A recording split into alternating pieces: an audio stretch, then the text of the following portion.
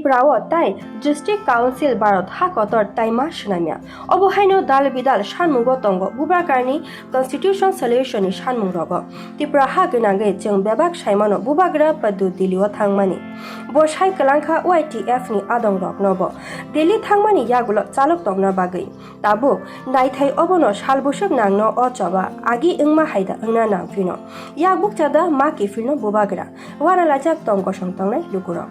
मैं अप्रिशिएट करता हूं कि मुझे दिल्ली बुलाया गया। मैं धन्यवाद बोलना चाहता हूं कि आपने मेरा और हमारा गरीब त्रिपुरासा का आवाज सुना है, आपने बुलाया है।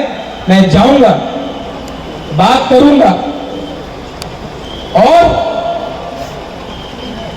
मैं खाली हाथ नहीं आऊंगा।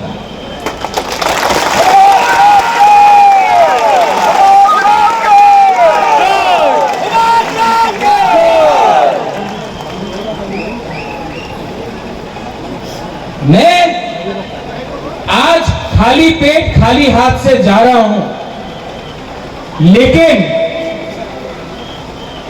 खाली हाथ नहीं आऊंगा और खाली पेट का खाना तभी खाऊंगा जब आप लोग सब खाएंगे मेरे साथ।